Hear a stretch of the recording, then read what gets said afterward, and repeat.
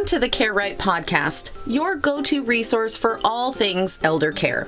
Guiding us through this journey is Annalee Kruger, the founder of Care Right Incorporated, and she has been steadfastly supporting families across the United States. Each episode brings you expert insights, innovative strategies, and practical advice, ensuring that you're well equipped to provide the best possible care for your loved ones. Expect to gain valuable knowledge, learn from real-life stories, and get inspired to take action in your own caregiving journey. So buckle up as we dive into an in-depth discussion of elder care planning and together embrace the journey of caring for aging loved ones on the Care Right podcast. Good morning and welcome to our SpelLIFE podcast, where we share education and resources on how to be well and stay well. Good morning, Gaynell. Good morning, Did Jill. you get your coffee in this morning? I'm getting it. You're getting it. I'm filling up. I'm refueling. Well, you know what I started over the last couple of weeks? Somebody said it's really good to have water and lemon in the morning, and you should have it first thing when you wake up. Mm-hmm. Well, that hasn't worked for me because I'll tell you what, I dream of coffee in the morning. Like I wake up and I so want that smell and taste Coffee's of a fantastic. Gets me out of bed. It's like the first thing I think of. But what I'm doing over the last week, I'm going to see if it makes a difference. After my cups of coffee, notice cups, 2 cups at least, I'm doing water with lemon with electrolytes. Ooh, aren't you the good girl? I'll see if it makes me feel, okay. I don't know, more Let us hydrated. know. So anyways, we are super excited about our conversation today. It's better than your green drink, sorry. Yeah. To have a conversation today that I think will hit all of our audience, and if you haven't had experience with it, you will some point in time in your life. I know it touches home with us. Yeah. So I want to introduce our guest today, Annalee Kruger, who is the owner and the developer of Care Right. She started Care Right in 2011 after working in a long-term care communities for over 18 years with families that were always in crisis, needing help understanding aging issues, dementia, progression, caregiver burnout, care options, how to pay for care, what to look for and ask about when touring care communities, and helping families repair the strained relationships that often occur with aging without a plan. Annalee also started a nonprofit, the Care Crusade, a national campaign to improve the quality of care for our seniors and vulnerable adults. She's a sought-after national speaker and a podcast guest on aging, planning, aging issues, dementia care, improving family communications throughout the aging process, and many other topics. So welcome, Annalee. We're super excited about our conversation today. Thank you. I'm excited to be here. Good. I know. Us too. And, Gaynell and I were just going back to our experience with caring for our parents. They passed away several years ago. But it was an interesting dynamic because my mom had 7 children. She was a big caretaker all her life. Lots of energy, and always ruler. caring. And the ruler of the care household. roost. Yeah, that's right. And then probably in her late 70s to early 80s, she had vascular dementia. And so she started to not be able to really do the things that she just normally did for being able to take care of my father and all the kids. Well, that was at the same time that he was diagnosed with multiple myeloma. So he lost his physical health and she lost her mental health. And it was interesting because my dad then became the caretaker for my mom. And that was an interesting experience because he had never really been a caretaker. No. Very giving person, but not necessarily a caretaker. And, we went into that realm of a healthcare for our parents totally blindly. But we were fortunate to come across some people that were very, very helpful for us. Yeah, and I think, what we think about is we have 7 kids in the family, Annalee, and all of us played a role, which is unusual. We had family meetings, and the only reason we did that, we're going to talk a little bit more about that, is because myself and a couple of my siblings are in the financial business. So we deal with this all the time. And the interesting thing is it was even challenging for our family. Right? Oh, yeah. We know it. We have lots of family. We communicate. We took turns. It still was challenging. So I'd love to start with just the conversation. What is an aging plan, and what does Care Right, how do you get involved in that? Yeah, so your family situation is a little bit unique because in many families, they don't have family meetings. They just don't. We know that 58% of adult children get thrust into the role of family caregiving without ever having any kind of conversation about the what ifs of aging. So an aging plan is I facilitate family meetings. Most families need a neutral third party person because otherwise there's too much emotional junk that gets in the way. And I'm a neutral third party person, right? And so the other reason I think a lot of families don't have these types of conversations about the what ifs is because they don't know what to talk about. They're in uncharted territory, right? And how are you supposed to develop your own aging plan or facilitate your own family meeting if you don't understand the dynamics of healthcare, of aging, and dementia progression? So a Care Right aging plan is I facilitate 5 to 8 family meetings. Families come to me in crisis. I rarely, like 8% of the time, do I get families that come to me proactively. 92% of my clients come to me in crisis. They are totally burned out. They are resentful of their caregiving situation. They realize that it's not sustainable. They're a mess, and their parents are medically complex.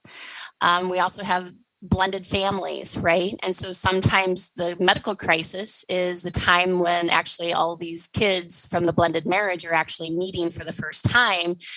If it's a late in life wedding, for example, and they've only been married 8 or 10 years, those kids probably haven't even met before. Wow. Not a good thing to come together, right? For a first meeting. That's why I look like this. I look all haggard. Like, holy cow.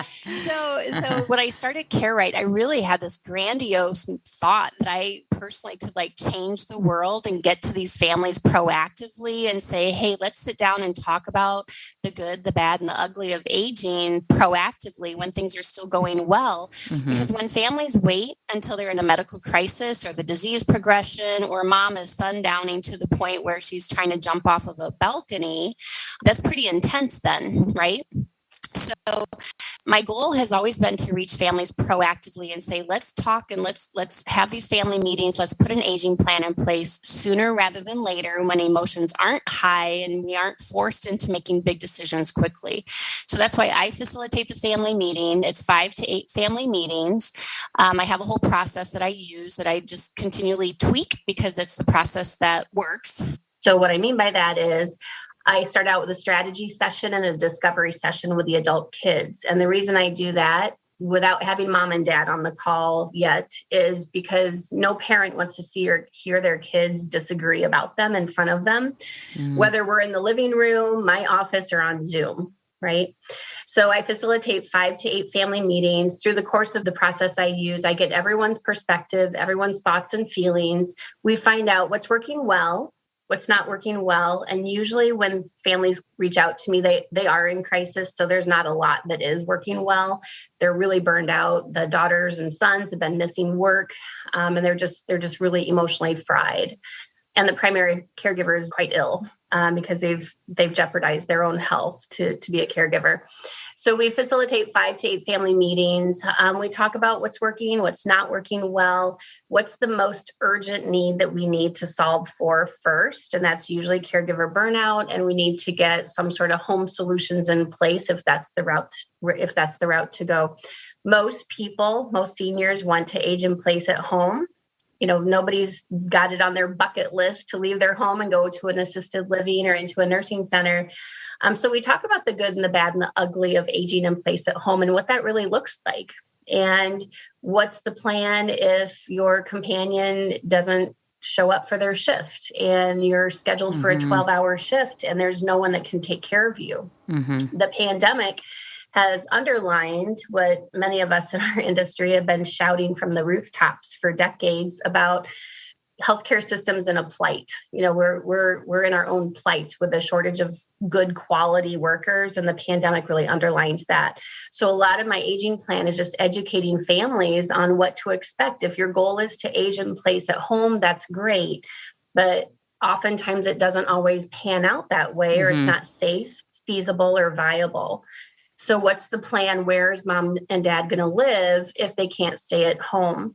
So one of those family meetings is just talking about where does it make sense for mom and dad to live if they're not able to stay at home? If the 4 kids live in 4 different states and mom and dad live in Tucson, Arizona, the kids can't just keep flying back and forth every time there's a crisis. Right? It's just not feasible. Before the pandemic, I always asked my clients, how much money did you spend in airfare, just in airfare and travel, the year before you retained CareRight for an aging plan? And the average was $15,000 out of pocket just for travel. Wow. The year before, because when you get those crisis calls, airfare is not $69. Right. It's $1,200. And today it's probably double and triple. It's double that. And so that's fine if you have gazillions of dollars, but that doesn't mean that that's how you want to spend your time, your energy, and your finances.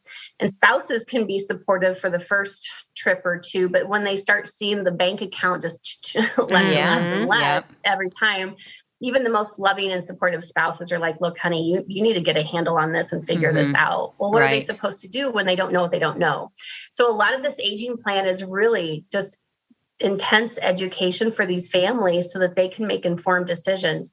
Most families, when they come to us, they know that they're burned out, but they don't realize how really burned out they are. Boy, it's tough to make good decisions when you're in that state of mind, right? And they don't have a lot of emotional bandwidth. So even putting an aging plan in place, they know that that's the solution that they have to do, but they're like, oh my gosh, this is going to take even more energy. And I said, yes, it does. It takes a lot of energy for all of us. It's not a cakewalk, but if you do nothing, you're going to still have the same results that you have right now, and you're going to just be that much more burned out. Right.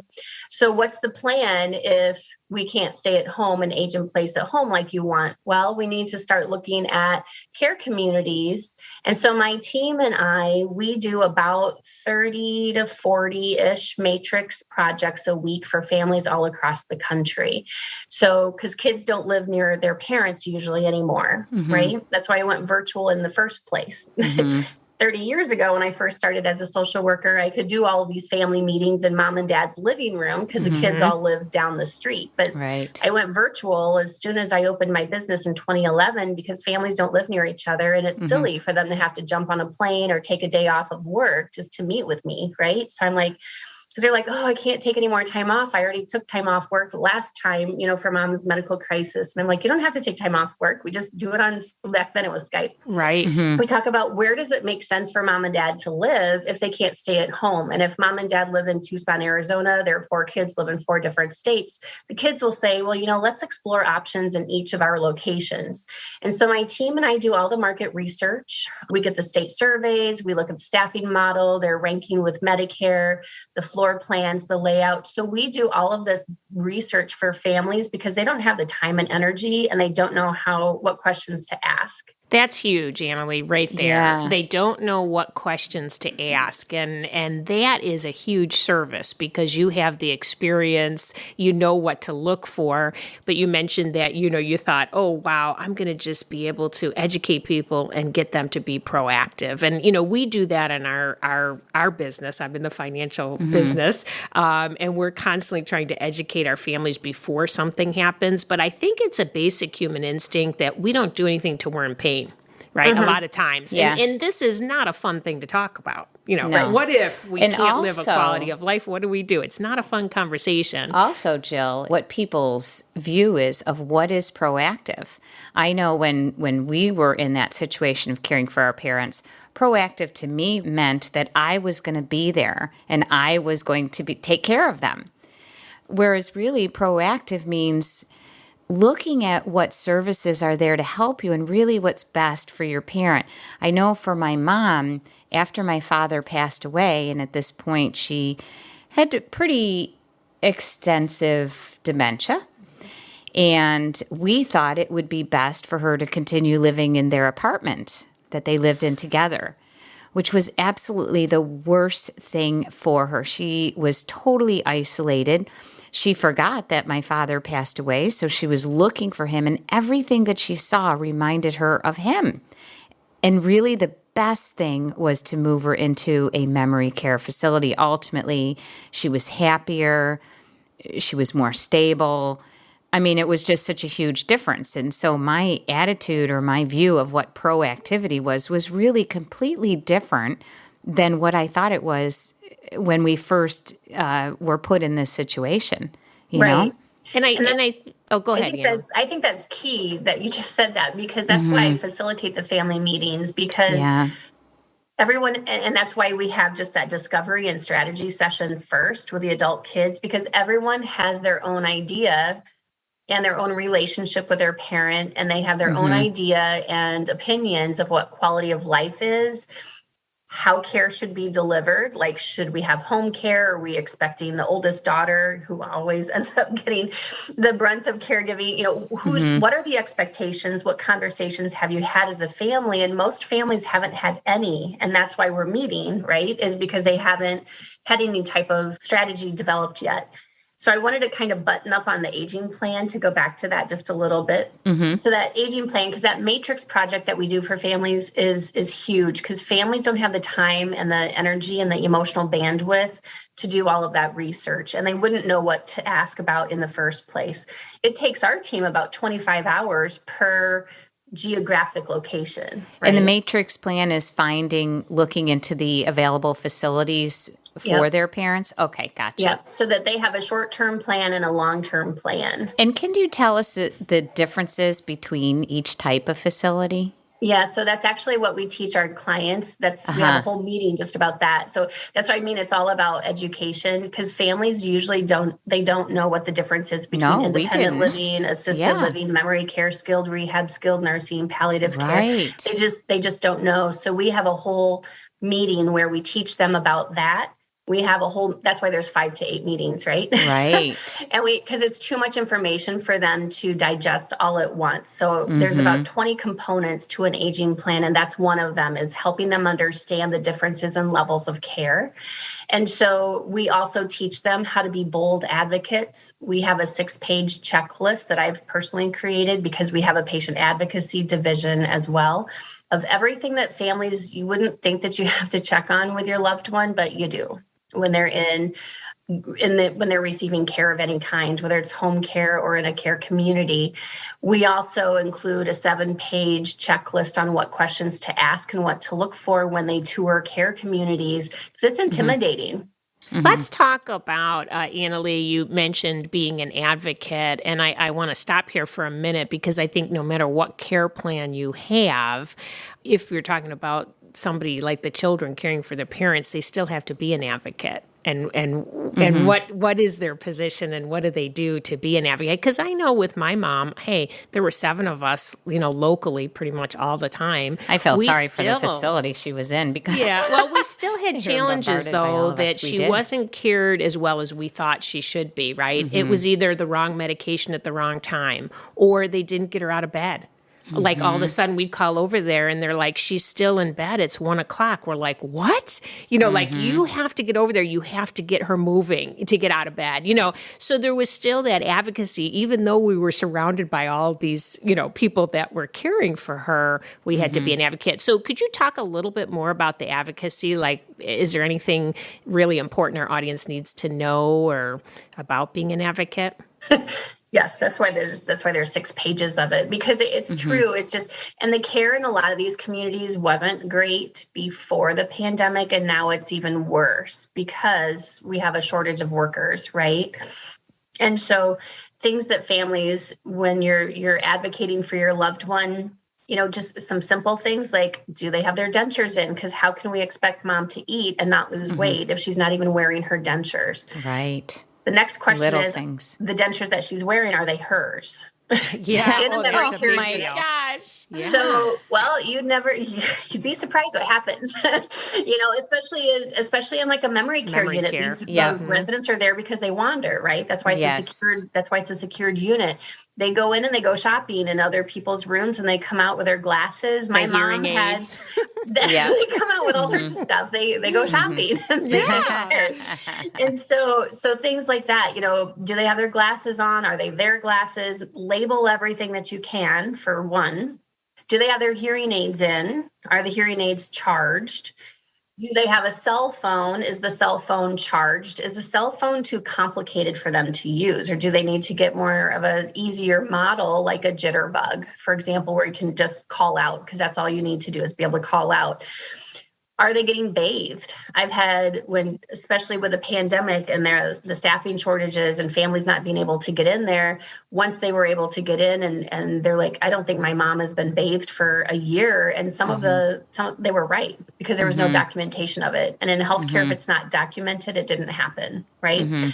So there's families that you've got to check to make sure that they're on a bath schedule and that they're actually getting bathed. You need to check their skin. I hate to say this, you just can't simply rely on, just because you're paying thousands of dollars a month for care in these facilities, you still have to be actively involved. And that's why families need support through this whole process, because your caregiving shifted into something different. Now you're more of the advocate, and sometimes you still have to toilet your loved one too, right? Yeah, absolutely.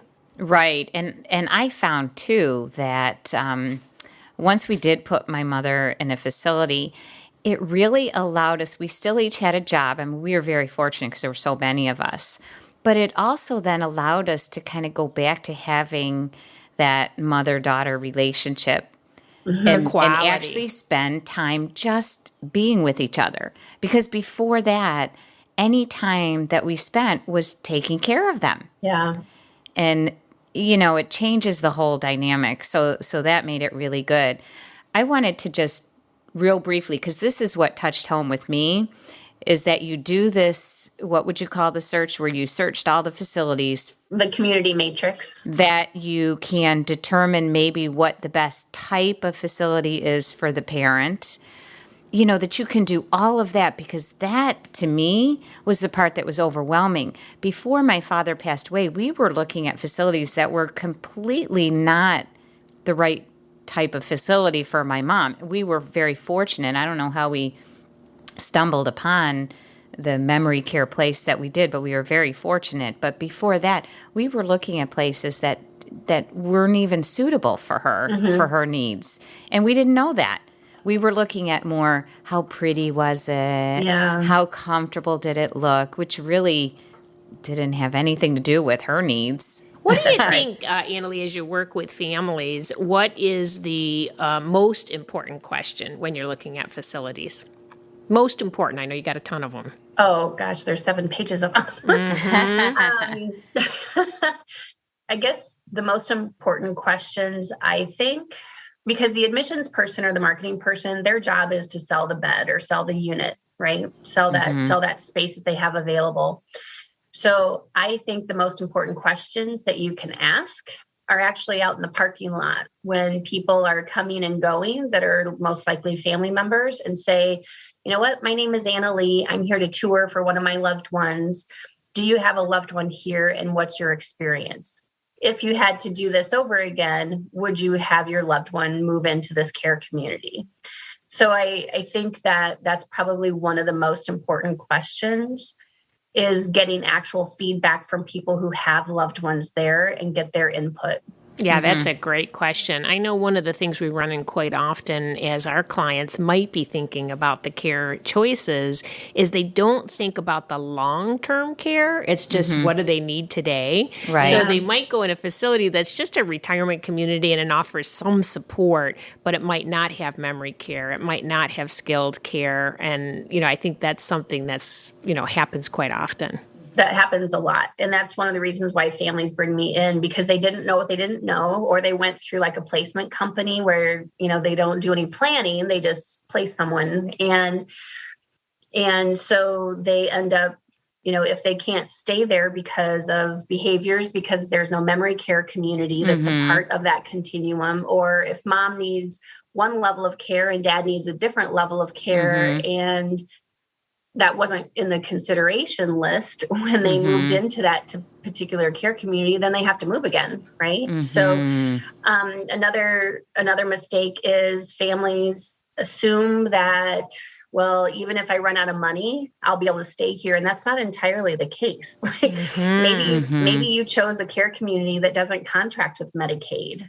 Right. You know? And so then what happens is then the adult kids are like, oh, mom's been there for 2 years and they love her there. And she's so happy she's adjusted, but who's going to pay that $13,000 assisted living bill or that $13,000 memory care, you know, whatever it is, who's going to pay that? Because if that care community doesn't contract with Medicaid, you may need to move out. Yeah, and boy, those movements are tough, aren't they? And they are tough. Yeah. And so this is why it's difficult, because now they're coming to us in crisis, a financial crisis, right? Yeah. If mom and dad can't afford to stay in this care community that they got placed in by someone, or they chose this care community.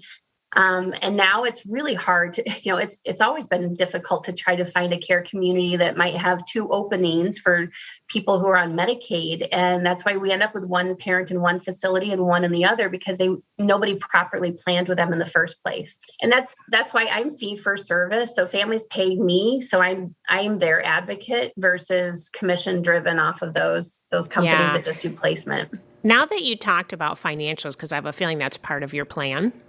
Right? Mm-hmm. Can you talk a little bit about that and how you help families? Absolutely. Because people, you know, this is why I like doing these podcasts, because a lot of families, they don't realize that you or your loved one have to financially qualify to get into these care communities. You have to physically qualify. You have to pass the cognitive assessment. And so when you talk about how you kind of spent a lot of time touring care communities that weren't suitable, that's what we save the families the time, the energy, and the frustration from, because we're like, there's no point in touring these communities over here because they're not viable. So they're not options for you and your family. Right. And because the families are in crisis, we don't have the luxury of time. You know, we've got to get this stuff done right away. And the value of the matrix as well is we're not looking to just move mom and dad out of the home, right? We're looking at what's the short-term need and the long-term need. At least this way, when the family is ready to start those tours, they've got the tools that they need to be successful to do those tours. They know what to look for, what to ask about, and they know how to be a bold advocate. Most clients, though, they're never one and dones. Usually they're not one and dones. They have us do the aging plan, and then they retain us on an ongoing care package to go on the tours with them virtually, of course, because our clients are all across the country. So when you talk about the financial picture, that is what we need to get, is what is the monthly income and what is the net worth, essentially. Are there VA benefits? You know, what can we leverage? Is there a long-term care insurance policy? Because we can't do the matrix without knowing that information, because again, you have to financially qualify to get into these care communities. And a lot of times the kids have no idea, right? I was just going to say that. What their finances are, because the parents haven't talked about it. A lot of seniors have no idea either. Everybody seems to think that Medicare is this like end-all be-all payer source. And they're like, so their eyeballs are like these big saucers when I'm like, because they're like, well, doesn't Medicare pay for everything that my parents need from here until death? I'm like, no. Right. And Medicare most of the time, is insurance. Right. And it only lasts 90 plus days, right? Potentially. Then you're on your own. Yeah. And that's rare. It's up to 100 days, but you have to meet very strict Medicare criteria. And Medicare keeps cutting back, right? So it's even less and less and less. So you're not even up to par yet before you're discharged from Medicare. So that's why these family meetings are so important, to help families understand that, because the value proposition is not only we're putting a plan together for mom and dad, which is actually a supportive plan for the kids, but this way it's not too late for the adult kids to go, oh my gosh, I thought Medicare paid for everything. I need to make sure that I'm buttoned up financially and have everything in place for me, because I'm not putting my kids through this. The other thing financially that most families don't understand, because again, they're in uncharted territory, is home care across the country companion care was roughly, $18, $21, depending on where you live, $21 to $28 an hour. But because of the pandemic and the increased operating costs from PPE, additional, training and bodacious sign-on bonuses, because they're all short, most of these places are short-staffed. Now I've got clients even in the Naples market paying $45 and $60 an hour, because these companions are, they only make 13-ish an hour. So they obviously don't live in Naples, right? Yeah, right. Yeah. So they have to drive an hour in some cases. They have to drive an hour just to get to that client. And so from a financial perspective, you've got to be, and as financial advisors, you have to know this stuff, because you have to incorporate an extra budget, more cushion in that financial plan to accommodate the additional cost of care. Yeah. Right.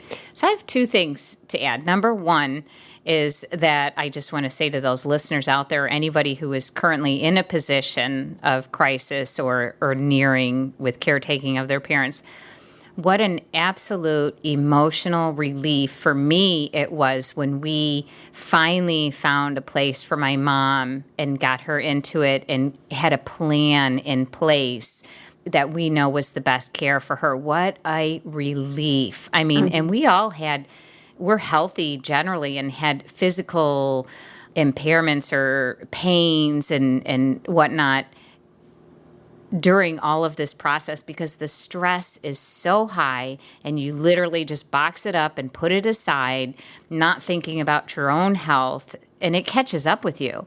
The other thing I wanted to add was, ideally is for people to plan ahead, not wait for a moment of crisis. And is it the parents that initiate this, or No? Let's walk through. Okay. So, Annalee, you were hoping people plan ahead. What would be the perfect plan ahead situation? Right. Like, walk us through that. what Because could maybe you our tell listeners people? will plan ahead. Right. What does that look like? So ideally, we don't wait until there's a medical crisis to, like, oh my gosh, to be blindsided to realize how ill prepared they were. So ideally, when you start, anytime you have aging parents in general, like, we should probably put a plan together, because if you don't, you as adult kids will end up thrust into that role of family caregiving. And when it ends up being a long-term thing, it doesn't end up feeling very good. So ideally, if you have aging parents, no matter how old they are, we need to be talking, right? What is the plan? But especially if you start seeing them declining, like losing weight, or when you go over it, we're doing this podcast after COVID, right? So families are starting to be able to travel and those kind of things. And they're popping open the refrigerator of mom and dad. And they're like, oh my gosh, they're eating terrible food. Like it's outdated and stuff. So falls, weight loss, memory impairment, memory progression, short-term memory loss, in and out to the hospital, frequent falls, disease progression like Parkinson's. If they're starting to have more falls or difficulty communicating, if they're missing their doctor's appointments, and the doctor's office calls you, provided that you've already got that set up and the HIPAA paperwork filled out. But just when you're starting to notice declines, that's a good time that we need to be talking, because those declines aren't going to just stop, right?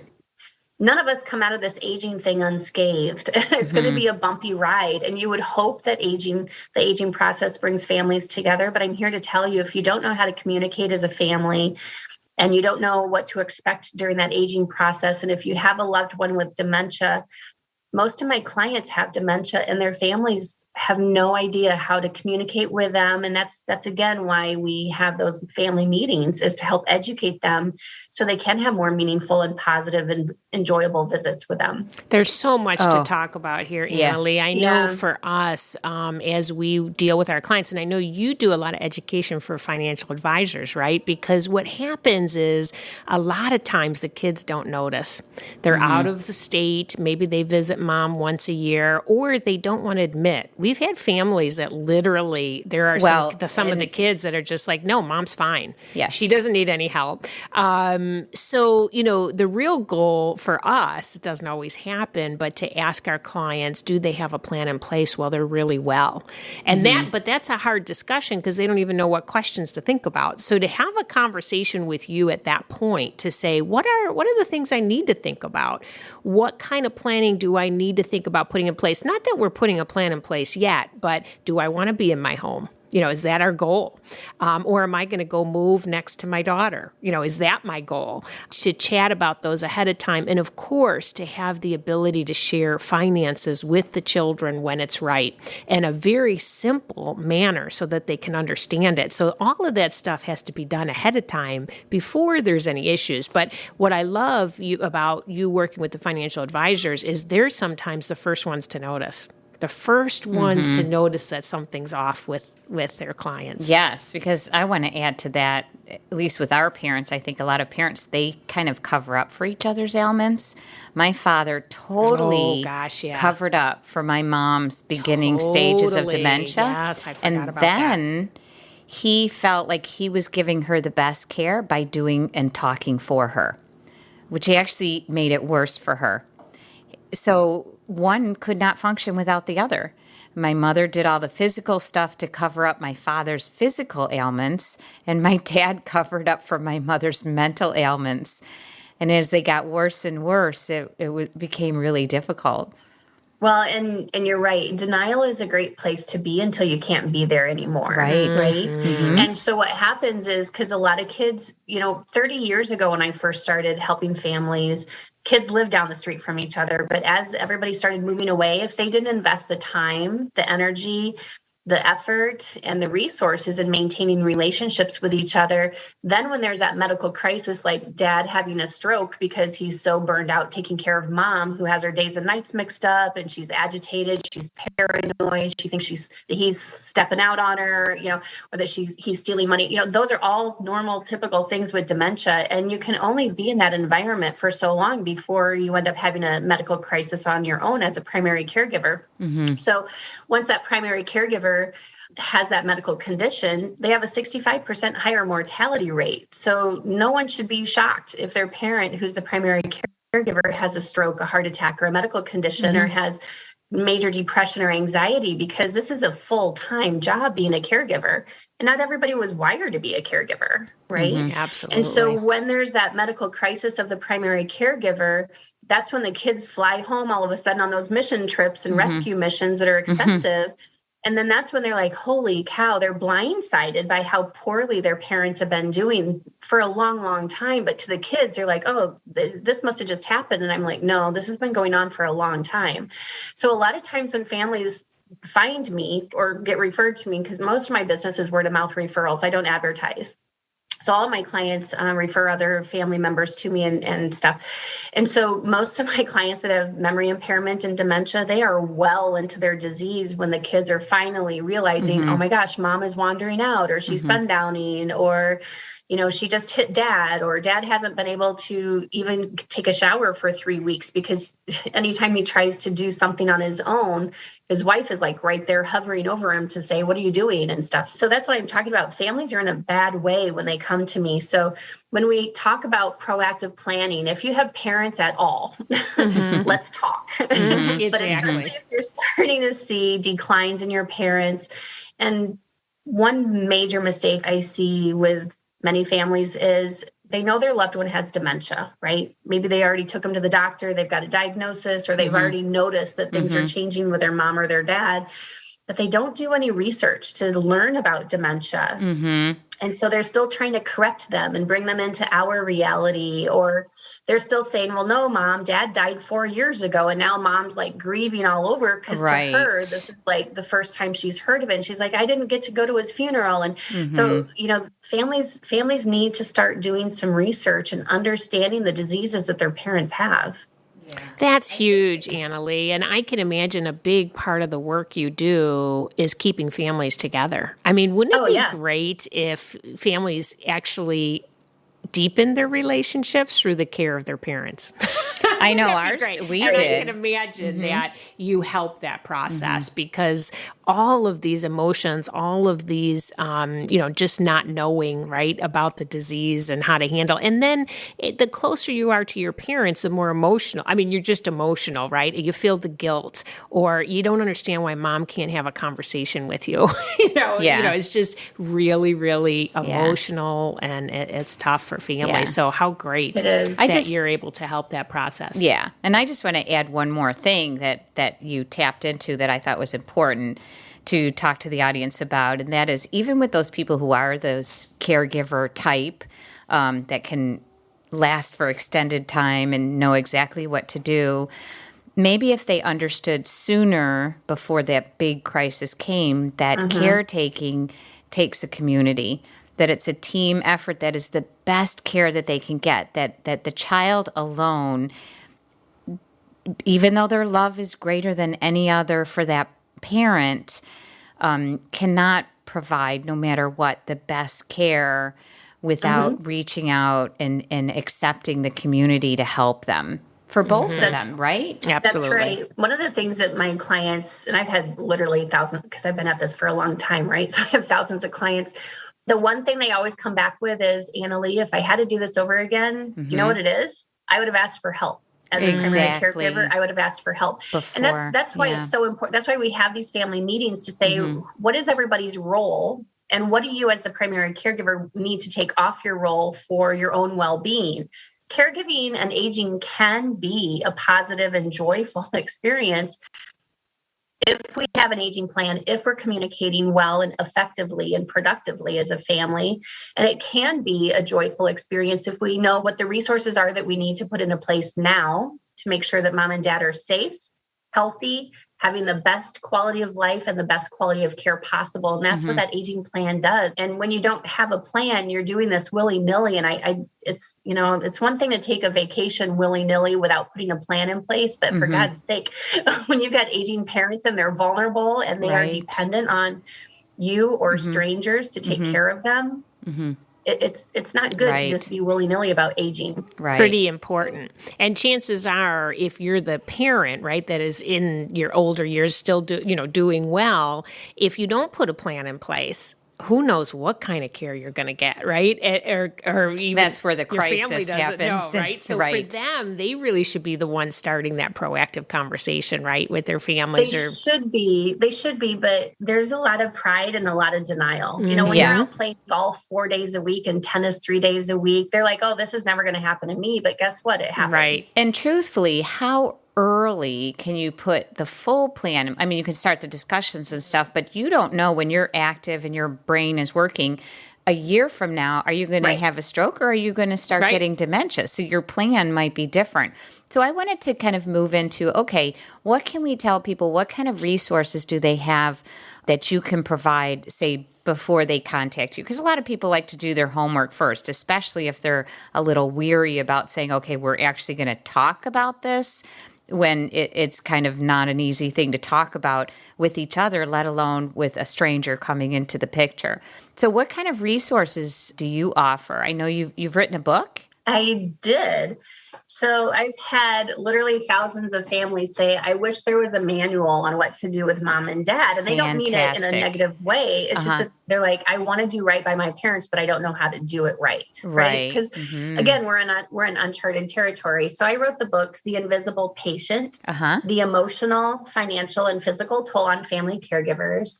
On the cover, it's available on Amazon and Audible as well. The cover has an empty bench on it. And the reason I chose the bench is because by the time families come to me, they're so lonely, they're burned out, they think they're in this journey alone because they don't have enough supports in place and they don't have a plan, right? Caregiving doesn't have to be a terrible experience if we can reach these families sooner rather than later before they end up getting burned out. So this book is kind of like an outline of where they can start and how having the plan can help them. And it's thick because I had it done in big font. Right? Oh, I like that. Plus, a lot of it is checklists. There's like 30 some pages of just checklists and bullet points. So like how to tour care communities, how to facilitate your own family meeting. There's scripts in there, like how to talk about end of life, how to interview home care companies, understanding dementia, understanding how to pay for care. It's as much content as I could put in that met my editor's criteria for how many pages I could have. And this is geared towards caregivers. What about, say, a parent early in life that just wants to kind of plan ahead for themselves? Would that be beneficial to them as well? It absolutely would, because it's opening the doors of conversation. So there's scripts in there and checklists of considerations that families need to be thinking about, whether you're the mom and the dad or the adult kids. Okay. And you also have a website? I do. It's www.carerightinc.com, and that's CARERIGHTINC.com. Great. And then on that website has lots of information of how they can kind of do their research ahead of time and kind of learn how they can benefit from reaching out, taking a community instead of doing it all themselves.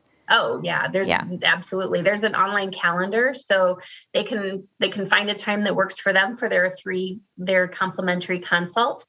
I've got clients in 32 different states. That continually grows because everything that we do with Care Right touches every single door across America. So everybody knows someone who's aging, who's a daughter or son who's going to be thrust into that role of family caregiving, and everyone knows families in that dementia journey. Okay, so this is great. So they actually have a complimentary consult, so they can set up a meeting just to ask you questions, their questions about, okay, what does this mean for me, and their concerns and everything. That's fantastic. Annalee, I think we could have like 10 hours of conversation here because we just touched lately. I want to get into the family dynamics, and I think we're going to have another podcast. But thank you so much for joining us today, at least introducing this topic, because I know it is top of mind for a lot of people. Oh, absolutely. And if it isn't top of mind, it could be someday. So thank you so much for your resources, your book, your website. We really encourage our audience to, get on that website, take a look at those resources. Yeah. Thank you, I'm going to Annalee. buy your book for my kids. Yeah, you better put a plan in place, Gaynell, because you are getting older, Thanks, Annalee. Thank you so much, Annalee. Thank you so much, ladies. Thank you. Thank you for tuning in to the Care Right podcast. We hope today's discussion has provided you with valuable insights. If so, don't forget to like, subscribe, and share our podcast with others who might find it helpful. Remember, Care Right is more than just a podcast. It's a community dedicated to supporting family caregivers with comprehensive care planning, crisis management, and resources for every stage of aging. Stay connected with us for future episodes as we continue to explore essential topics in aging planning, elder care, and financial planning. Until next time, take care, plan wisely, and remember, you're not alone in your caregiving journey.